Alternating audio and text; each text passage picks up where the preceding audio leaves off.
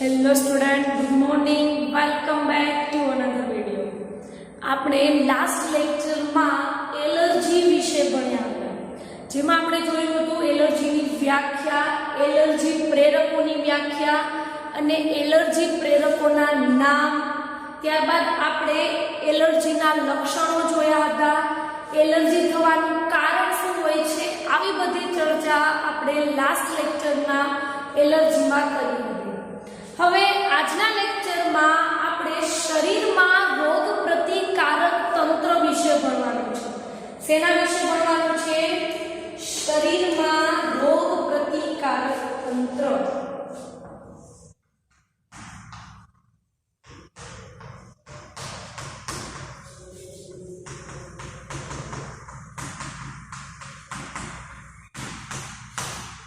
હવે આપણે મનુષ્યમાં રોગ પ્રતિકારક તંત્રની વાત કરીએ તો મનુષ્યમાં પ્રતિકારક તંત્ર તરીકે શું જોવા મળે છે? તો મનુષ્યમાં પ્રતિકારક તંત્રમાં લસિકાંગો, ત્યારબાદ પેશીઓ, કોષો અને એન્ટીબોડીનો સમાવેશ થાય છે. શું છે? મનુષ્યમાં પ્રતિકારક તંત્રમાં લસિકાંગો, પેશીઓ, કોષો અને બીજું છે એન્ટીબોડી. આ બધાનો સમાવેશ શેમાં થાય છે? મનુષ્યના પ્રતિકારક તંત્રમાં. હવે અહીંયા મોસ્ટલી પ્રતિકારક તંત્ર આવે એટલે તમારા મગજમાં કદાચ લસિકાંગો અને એન્ટીબોડી જ આવતું હશે, પણ એવું નથી. લસિકાંગો, પેશીઓ, કોષો અને એન્ટીબોડી આ ચારે ચાર મનુષ્યના પ્રતિકારક તંત્રમાં જ તેનો સમાવેશ થાય છે. તો આ ઉદાહરણ જોઈએ. મનુષ્યમાં પ્રતિકારક તંત્રમાં લસિકાંગો, પેશીઓ, કોષો અને એન્ટીબોડી જે છે એનો સમાવેશ થાય છે. હવે આપણે જોઈએ તો આપણા શરીરનું પ્રતિકારક તંત્ર ખૂબ જ વિશિષ્ટ હોય છે. વિશિષ્ટ હોવાનું કારણ શું છે?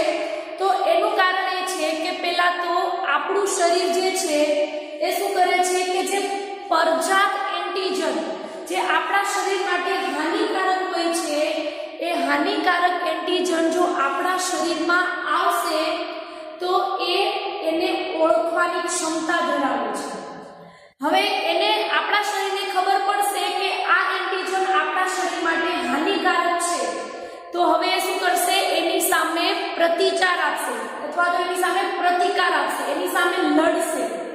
અને હજુ વિશિષ્ટ હોવાનું કારણ એ પણ છે કે એક વખત આપણા શરીરમાં જે પણ કોઈ એન્ટીજન પ્રવેશ કરે છે એ એન્ટીજનને આપણા શરીરનું પ્રતિકારક તંત્ર લાઈફ ટાઈમ યાદ રાખે છે, એટલે કે એને ઓળખી લે છે. તો એટલા માટે આપણા શરીરનું પ્રતિકારક તંત્ર વિશિષ્ટ પ્રકારનું છે. કારણ શું છે? પ્રતિકારક તંત્ર વિશિષ્ટ છે. આ વિશિષ્ટ હોવાનું કારણ શું છે? તો પહેલા તો આપણું પ્રતિકારક તંત્ર કોઈ પણ એન્ટીજન હોય, આ એન્ટીજનને ઓળખે છે, એની સામે પ્રતિકાર પણ આપે છે અને બીજું એને શું કરે છે? લાઈફ ટાઈમ સુધી તેને યાદ રાખે છે. તો યાદ રાખે છે. તો આવું બધું પહેલા તો શું થાય છે કે કોઈ એન્ટીજન આપણા શરીરની અંદર પ્રવેશ કરશે તો આપણા શરીરનું પ્રતિકારક તંત્ર પહેલા એ એન્ટીજનને ઓળખશે, ત્યારબાદ એની સામે લડશે અને એને લાઈફ ટાઈમ સુધી યાદ રાખશે કે આ એન્ટીજન આપણા શરીરમાં ઓલરેડી એક વખત આવેલું છે. તો આવી બધી વિશિષ્ટતા હોવાથી જ આપણે કહીએ છીએ કે મનુષ્યનું પ્રતિકારક તંત્ર જે છે એ વિશિષ્ટ પ્રકારનું હોય છે. ત્યારબાદ આપણે જોઈએ તો પ્રતિકારક તંત્રમાં શું થાય છે. અન્ય વાત આપણે કરીએ પ્રતિકારક તંત્રમાં તો આપણે જોયું હતું લાસ્ટ લેક્ચરમાં એલર્જીની પ્રક્રિયા.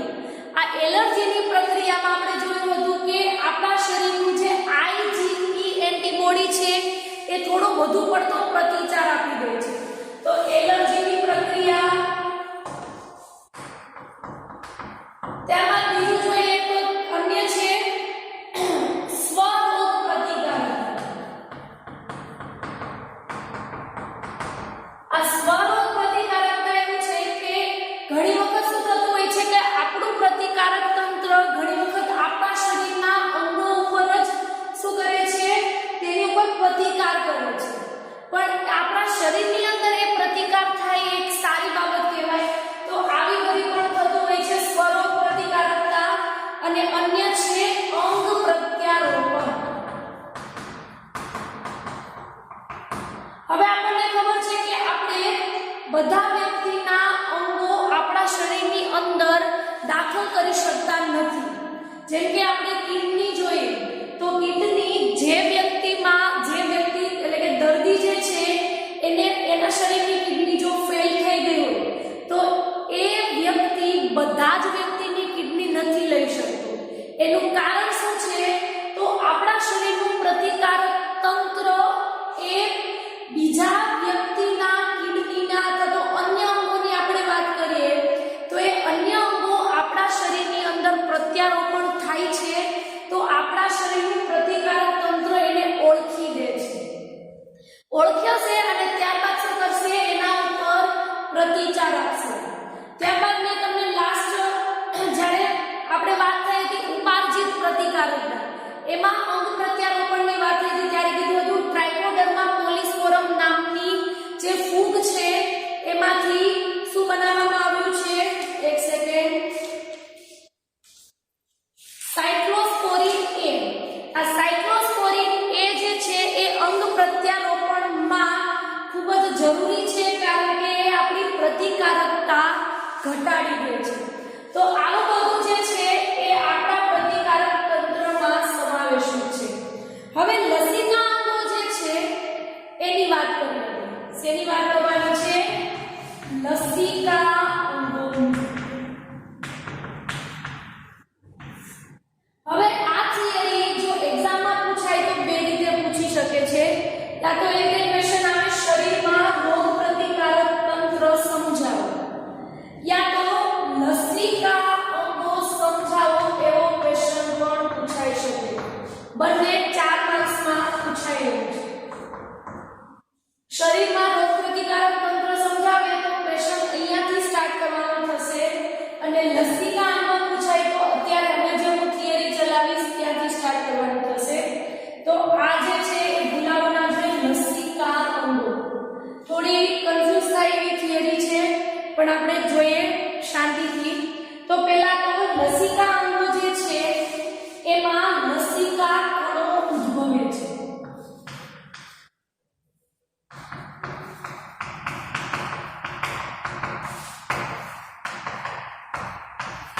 લસિકા અંગોમાં લસિકા કણો ઉદ્ભવે છે.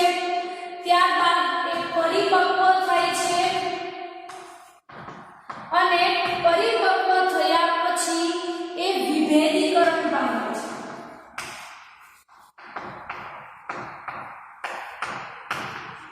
જોઈએ લસિકા અંગો સમજાવો તો ત્યાંથી આપણે અહીંયાથી ક્વેશ્ચન સ્ટાર્ટ થશે.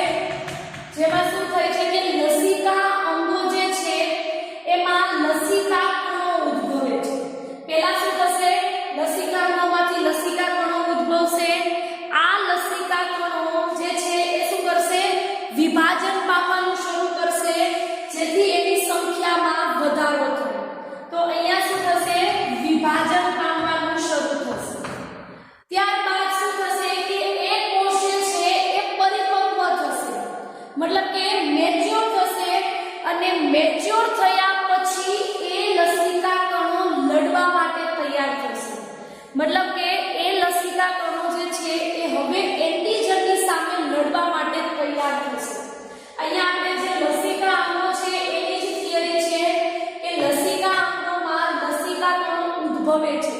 પહેલા ઉદ્ભવશે ત્યારબાદ એનું વિભાજન થશે પણ ત્યારે એ કેવા હશે? અપરિપક્વ હશે.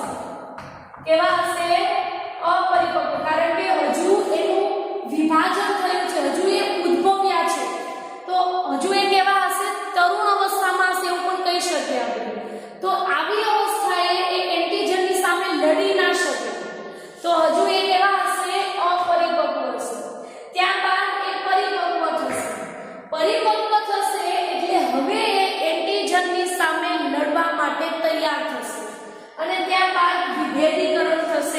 વિભેદીકરણ તો તમને મતલબ ખબર જ હશે, આપણે ચેપ્ટર 1 માં ભણી ગયા છે. હવે આ જે લસિકા અંગો છે એમાં બે પ્રકારનો સમાવેશ થાય છે, મતલબ બે પ્રકારના લસિકા અંગો એમાં સમાવેશ છે. કયા કયા? તો પહેલું છે પ્રાથમિક લસિકા અંગો અને બીજું છે દ્વિતીય લસિકા અંગો. હવે આપણે આ પ્રાથમિક લસિકા અંગો અને દ્વિતીય લસિકા અંગો જે છે એ બંનેનું કાર્ય શું છે અને એ બંનેમાં કયા કયા અંગોનો સમાવેશ થાય છે એ બધી ચર્ચા આપણે કરવાની છે. એ પહેલા વિડિયો પોઝ કરું છું, પછી આપણે પ્રાથમિક અને દ્વિતીય લસિકા અંગોને ડિટેલમાં જોઈએ. એ પહેલા અહીંયા હું ફરી એક વખત રિવિઝન કરાવું છું. લસિકા અંગો જે છે એમાં લસિકા કણો ઉદ્ભવે છે, ત્યારબાદ પરિપક્વ થાય છે અને પછી એ વિભેદીકરણ પામે છે. અને લસિકા અંગોમાં બે પ્રકારના લસિકા અંગોનો સમાવેશ થાય છે, પ્રાથમિક અને બીજું છે દ્વિતીય. પોઝ કરું છું, પછી આપણે એને ડિટેલમાં જોઈએ.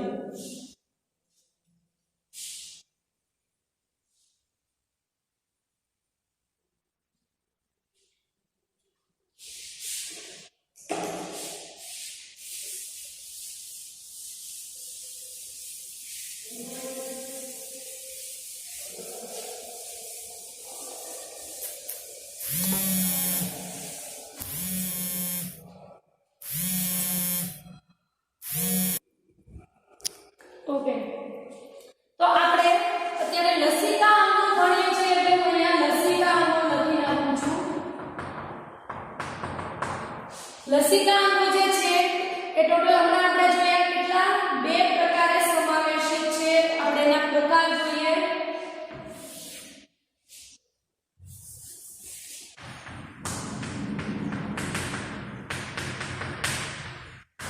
જેમાં પહેલું છે પ્રાથમિક લસિકા અંગો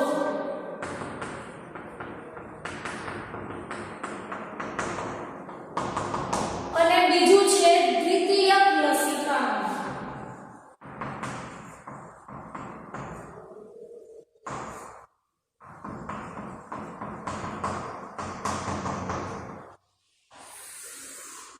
હવે જે પ્રાથમિક લસિકા અંગો જે છે એમાં કયા અંગોનો સમાવેશ થાય છે એ પહેલા આપણે જોઈએ. તો પ્રાથમિક લસિકા અંગો આમ જોવા જઈએ તો દ્વિતીય લસિકા અંગો કરતા વધુ ઇમ્પોર્ટન્ટ છે. શું છે?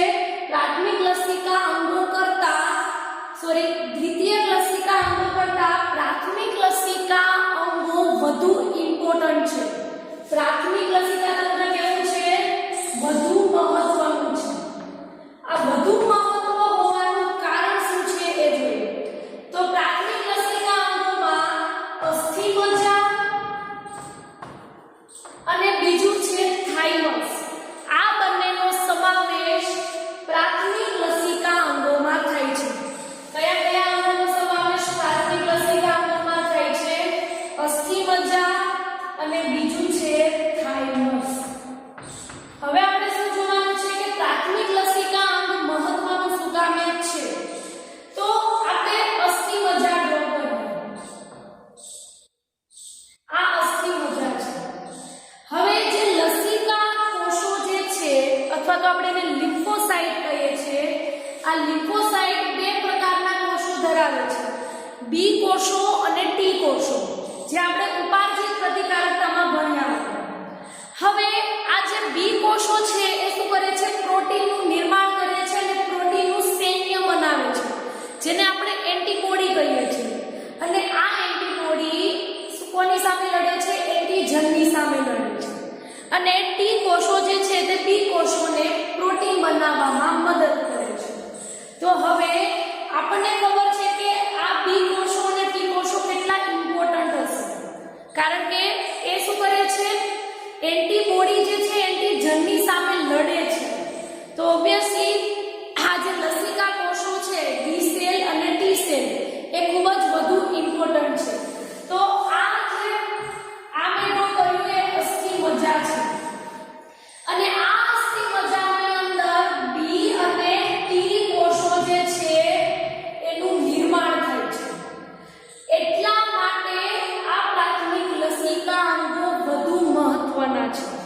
ફરીથી રિપીટ કરું છું, બી કોષો અને ટી કોષો શું કરે છે?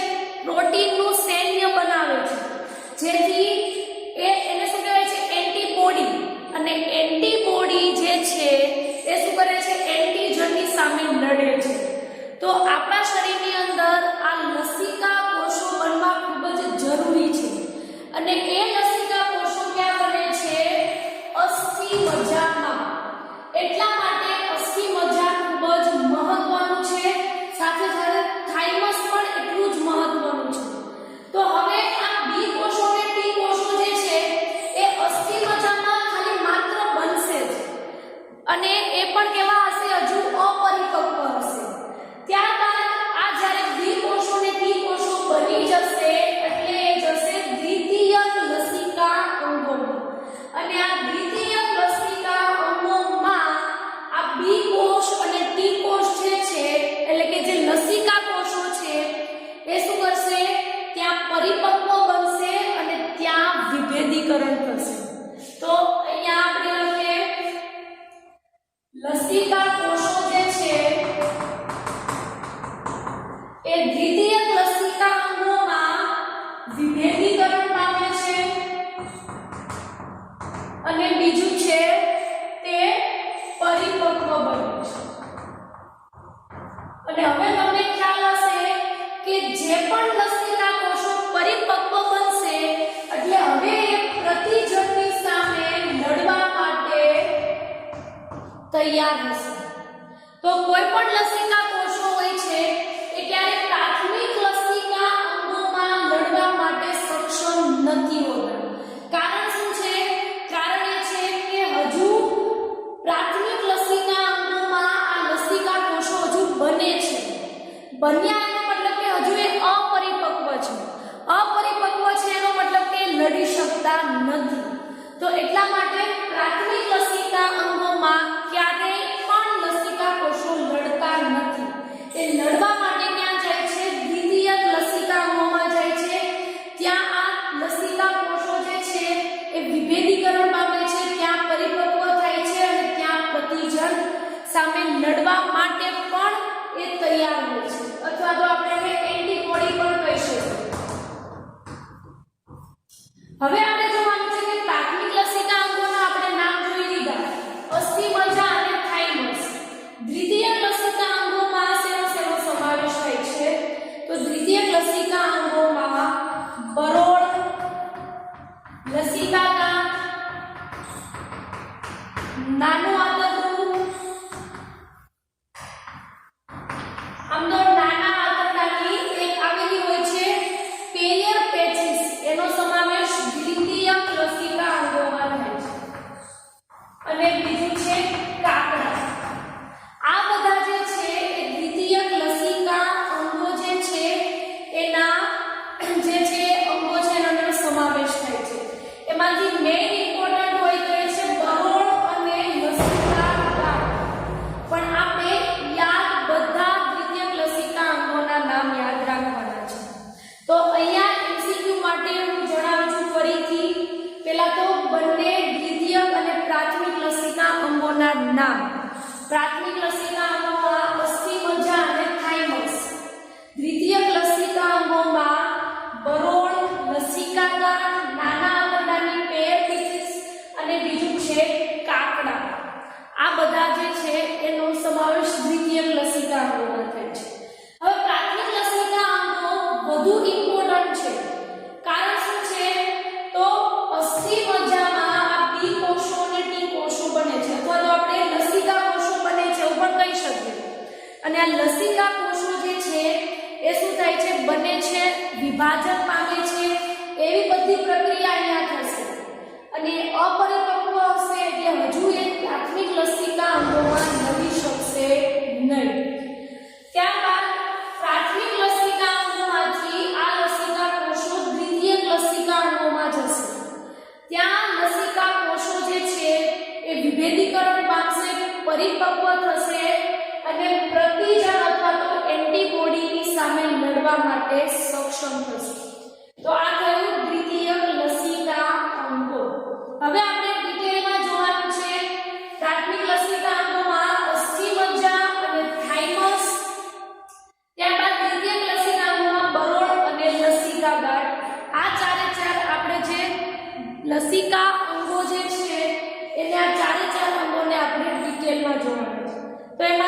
સ્ટાર્ટ કરીએ આપણે પ્રાથમિક લસિકા અંગોનું મુખ્ય અંગ અસ્થિ મજ્જાથી.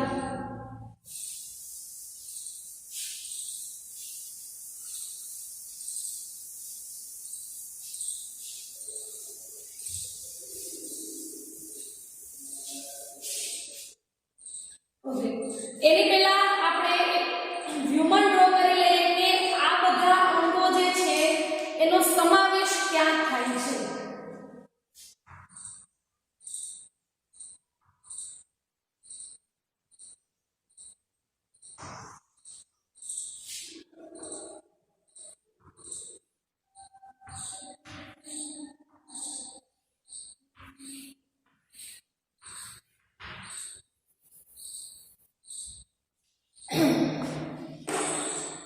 આવી જ ફિગર ડ્રો થાય ચાલશે.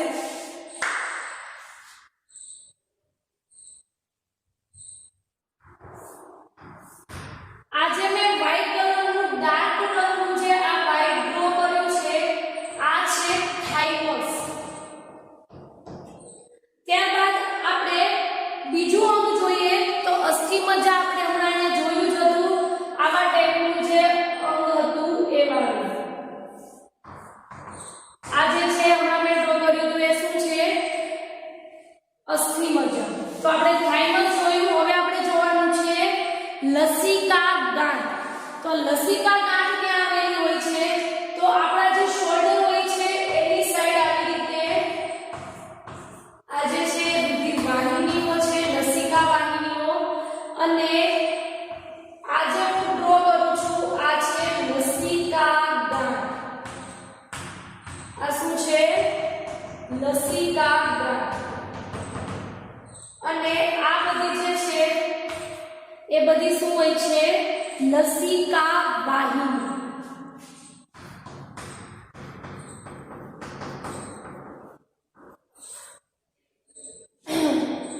સ્ટાર્ટ કરીએ આપણે પેલું અસ્થિ મજ્જાથી.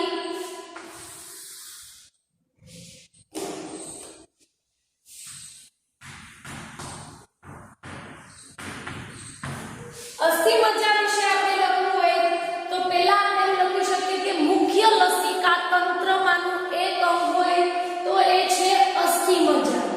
આપણે જોયું હતું કારણ કે લસિકા કોષો જ અસ્થિ મજ્જામાં નિર્માણ પામે છે.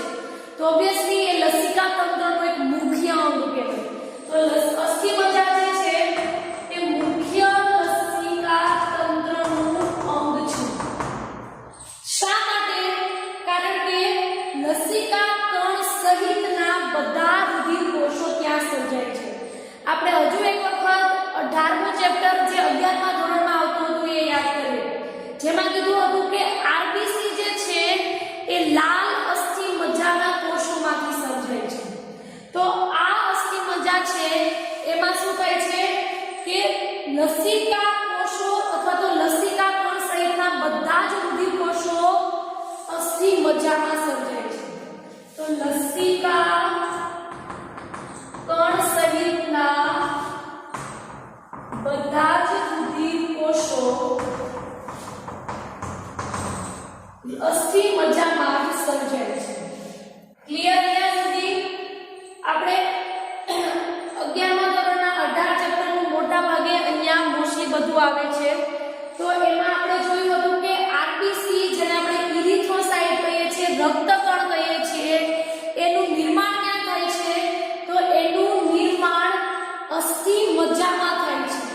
તો એટલા માટે એને મુખ્ય લસિકા તંત્ર કહેવાય છે, કારણ કે એમાં લસિકા કણ સહિતના બધા જ રુધિરના કોષોનું ત્યાં નિર્માણ થાય છે.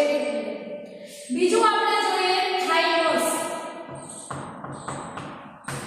થાઇમસનું સ્થાન જોઈએ તો અહીંયા તમને દેખાતું હશે કે થાઇમસ જે છે એ છાતીના ભાગ પાસે અને હૃદયની નજીક થાઇમસ આવેલું હોય છે.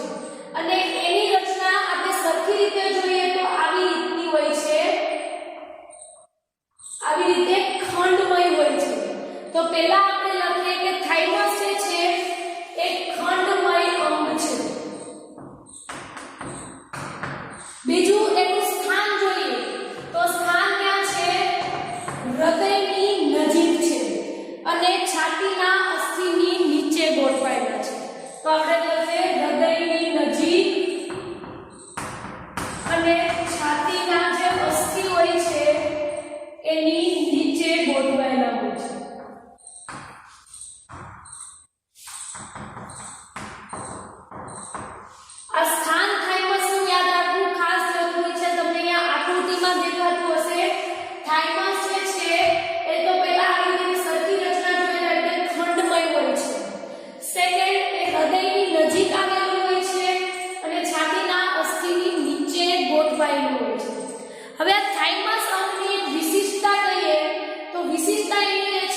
જ્યારે કોઈ બાળકનો જન્મ થશે એ જન્મ સમયે એના શરીરમાં આ થાઇમસ જે છે એ થાઇમસ અંગનું કદ ખૂબ જ વધુ હશે.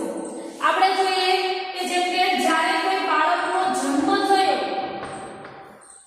એ જન્મ સમયે આટલું મોટું થાઇમસ હોય, તો હવે શું થશે કે જેમ જેમ એની ઉંમર વધતી જશે એમ થાઇમસનું કદ નાનું થતું જશે. જેમ કે તરુણાવસ્થા આવશે તો તરુણાવસ્થાએ થાઇમસનું કદ નાનું થઈ જશે. હજુ તરુણાવસ્થામાંથી પુખ્ત અવસ્થાએ પહોંચશે તો પુખ્ત અવસ્થાએ આ કદ જે છે એ સાવ નાનું થઈ જશે. તો આવી રીતે થાઇમસ જે છે આ થાઇમસ એ જે બાળકનો જન્મ થશે એ સમયે તેનું કદ ખૂબ જ વધુ હશે. જેમ જેમ ઉંમર થતી જશે એટલે કે ઉંમર વધતી જશે એટલે આ જે થાઇમસ છે એનું કદમાં ઘટાડો થાય છે.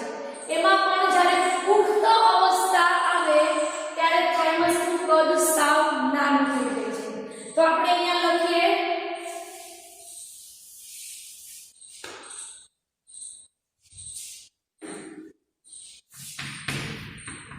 થાઇમસ જે છે એ બાળકના જન્મ સમયે તેનું કદ વધારે હોય છે અને જેમ જેમ બાળક મોટું થતું જશે એટલે કે ઉંમર વધતી જશે તેમ તેમ થાઇમસના કદમાં ઘટાડો થશે. એમાં પણ પુખ્ત અવસ્થાએ પહોંચશે ત્યારે તેના કદમાં સાવ ઘટાડો થઈ જશે. તો આવી રીતે થાઇમસ અને અસ્થિમજ્જા આ બંને અંગો એવા છે કે જેમાં લસિકા કોષોનો વિકાસ થાય છે અથવા તો કહી શકાય કે લસિકા કોષોનું નિર્માણ થાય છે. એટલા માટે આ બંને અંગો એટલે કે આ જે પ્રાથમિક લસિકા અંગો જે છે તે ખૂબ જ અગત્યના છે. ત્યારબાદ આપણે દ્વિતીયક લસિકા અંગોની વાત કરીએ તો એમાં બરોળ અને બીજું છે લસિકા ગાંઠ. આ બંને વધુ ઇમ્પોર્ટન્ટ છે. તો બરોળનું સ્થાન તો તમને ખ્યાલ જ હશે. તો આપણે જોઈએ બરોળ જે છે એનું કાર્ય શું છે. બરોળ જે છે એની આપણે વાત કરીએ તો પહેલા તો ઇરિથ્રોસાઇટ અથવા તો એનું બીજું નામ છે રક્તકણ. આ રક્તકણનું મોટું સંગ્રહ સ્થાન હોય તો એ છે બરોળ. ખાસ યાદ રાખજો આ જે રક્તકણો જે નિર્માણ ક્યાં પામે છે અસ્થિમજ્જામાં, ત્યાંથી આ બધા જે લસિકા કોષો જે છે અથવા તો જે રક્તકણો જે છે એ બધા ક્યાં આવી જશે બરોળમાં. એટલા માટે બરોળ જે છે એ સૌથી મોટું સંગ્રહ સ્થાન કોનું છે રુધિરનું. શેનું છે રુધિરનું અથવા તો રક્તકણોનું સૌથી મોટું સંગ્રહ સ્થાન.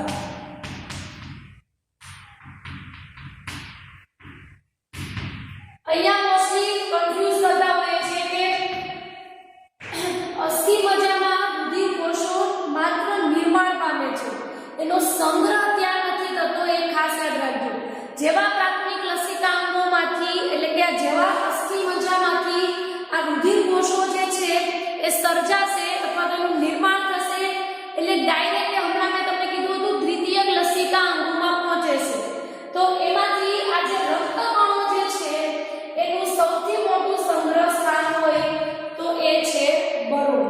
ત્યારબાદ હવે જો રક્તકણો ધરાવતા હોય અને બીજું એ જે ભક્ષક કોષો છે અને જે લસિકા કોષો છે એ પણ બરોળ જ ધરાવે છે. કોણ કોણ? લસિકા કોષો અને ભક્ષક કોષો એ પણ બરોળ જ ધરાવે છે. ત્યારબાદ આપણે નેક્સ્ટ જોઈએ તો હવે શું થશે કે બરોળનું મુખ્ય કાર્ય શું છે એ આપણે જોયું કે રક્તકણોનું સૌથી મોટું સંગ્રહ સ્થાન છે, લસિકા કોષો અને ભક્ષક કોષો ધરાવે છે. પણ એનું મુખ્ય કાર્ય શું છે? તો ઘણી વખત શું થતું હોય છે કે જે રુધિર હોય છે એ રુધિરની અંદર સૂક્ષ્મ જીવાણુઓ જે હોય છે તેનો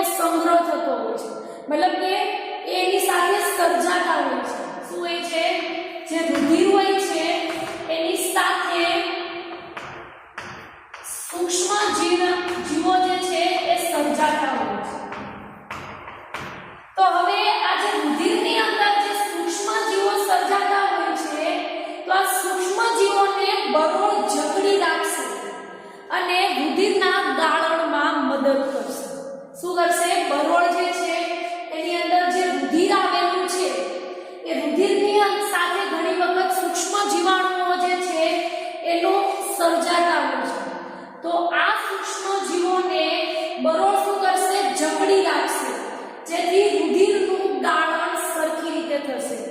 તો હજુ આપણે એક ચોથું બાકી છે લસિકા ગાંઠ, પણ એ આપણે પહેલા અહીંયા સુધી પોઝ કરું છું, પછી આપણે લસિકા ગાંઠ વિશે ભણીએ.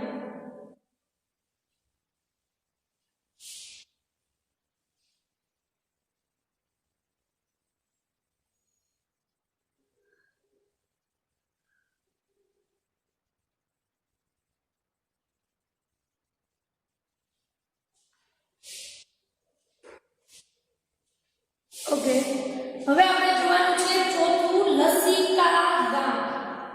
આ અહીંયા ભૂલાવું ના જોઈએ. થાઇમસ ઉંમરની સાથે તેના કદમાં ઘટાડો થાય છે.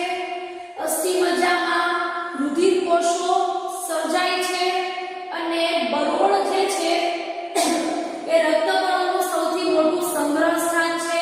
તે લસિકા કોષો અને ભક્ષક કોષો ધરાવે છે અને રુધિરની સાથે જે સૂક્ષ્મ જીવો છે જેની સાથે જોવા મળતા હોય છે અથવા તો સર્જાતા હોય છે એને જકડી રાખવાનું કાર્ય કરશે, જેથી રુધિરનું ગાળણ સરખી રીતે થાય. ક્લિયર?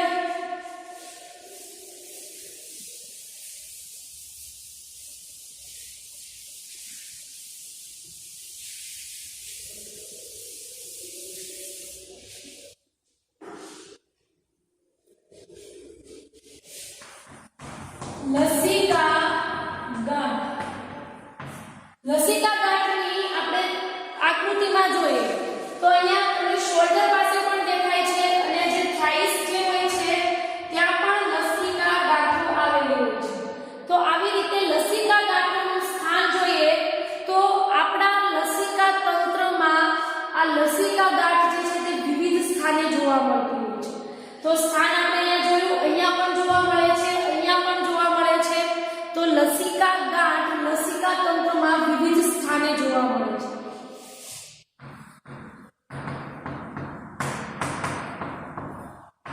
વિવિધ સ્થાને જોવા મળે છે.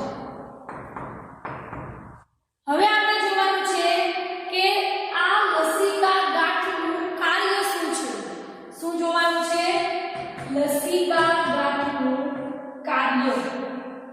તો હવે શું થશે કે લસિકા ગાંઠ જે છે એમાં લસિકા અને જે પેશીઓ હોય છે એમાંથી જે સૂક્ષ્મ જીવાણુઓ અથવા તો જે પ્રતિજન આવશે એને આ લસિકા ગાંઠ જકડી રાખશે.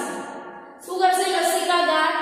જે પણ કોઈ લસિકામાંથી યા તો પેશીમાંથી જે પણ સૂક્ષ્મ જીવાણુઓ આવશે એ સૂક્ષ્મ જીવાણુઓને એ જકડી રાખશે.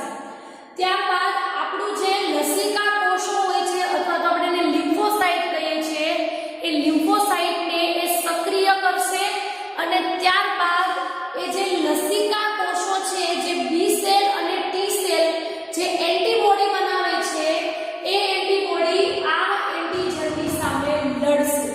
તો કાર્ય શું થશે એનું? લસિકા અને પેશીઓમાંથી આવતા જે સૂક્ષ્મ જીવાણુઓ છે અથવા તો સૂક્ષ્મ જીવો છે એને શું કરશે? જકડી રાખશે. હવે જકડી રાખ્યા બાદ એ શું કરશે? તો લસિકા ગાંઠ જે છે એ લસિકા કોષોને સક્રિય કરશે અને ત્યારબાદ આ લસિકા કોષો એ સૂક્ષ્મ જીવો સામે લડશે અથવા તો આપણે બીજો શબ્દ વાપરીએ એની સામે પ્રતિકાર આપશે.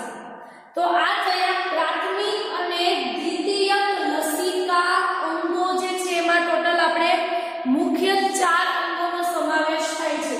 પ્રાથમિકમાં 2 અને દ્વિતીયકમાં 2. નામ બધા યાદ રાખવાના છે પણ મુખ્ય આટલા છે. પ્રાથમિક લસિકા અંગોમાં અસ્થિમજ્જા અને થાઇમસ. દ્વિતીયક લસિકા અંગોમાં બરોળ અને લસિકા ગાંઠનો સમાવેશ થાય છે. હવે શું થશે?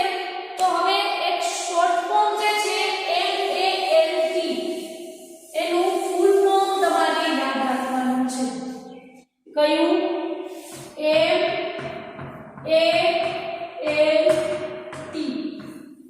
પૂરું નામ આપણે જોઈએ તો એમનું પૂરું નામ છે ગ્લુકોઝા. એનું પૂરું નામ છે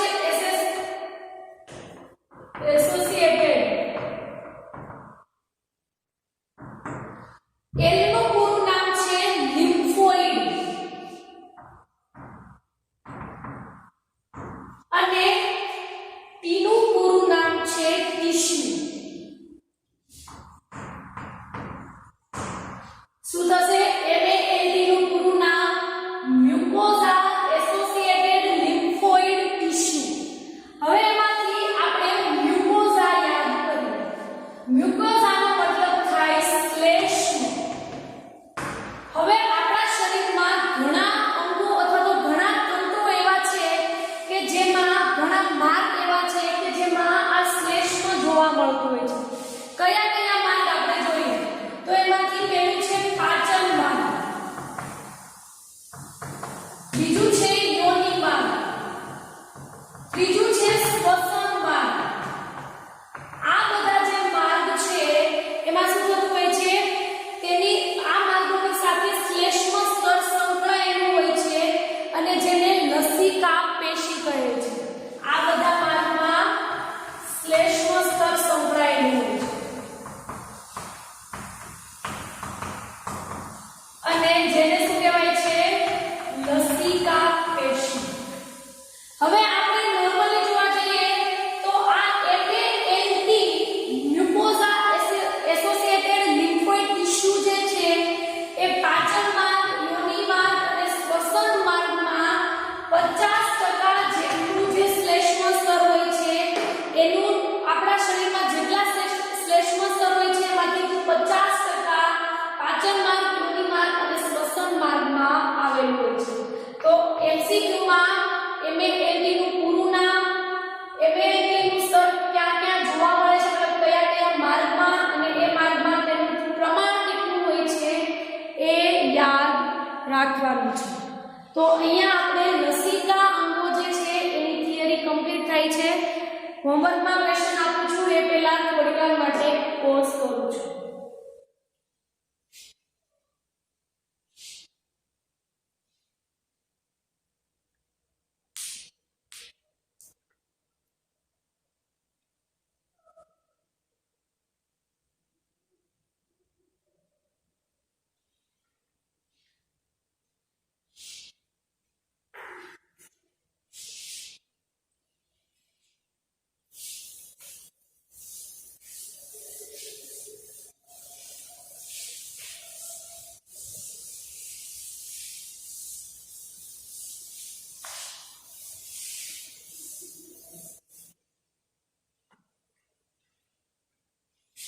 હોમવર્કમાં ક્વેશ્ચન છે લસિકા અંગો થિયરી 2 વખત લખવાની છે અથવા તો એને અન્ય રીતે કઈ પૂછાય છે શરીરમાં રોગ પ્રતિકારક તંત્ર. બંને વર્ડ યાદ રાખવાના છે. શરીરમાં રોગ પ્રતિકારક તંત્ર યા તો અન્ય કેવી રીતે પૂછાય છે લસિકા અંગો. બંને વર્ડ યાદ રાખવાના છે. ક્વેશ્ચન 2 વાર લખવાનો છે અને સરખો સમજવાનો છે. આમાંથી ખાસ કરીને મોટા ભાગે MCQs પૂછાતા જ હોય છે. ગુજરાત બોર્ડમાં નહીં તો ગુજકેટમાં પણ હોય છે. થિયરી ખૂબ જ જરૂરી છે આખી સમજવાની. તો 2 વખત આ થિયરી લખી નાખી.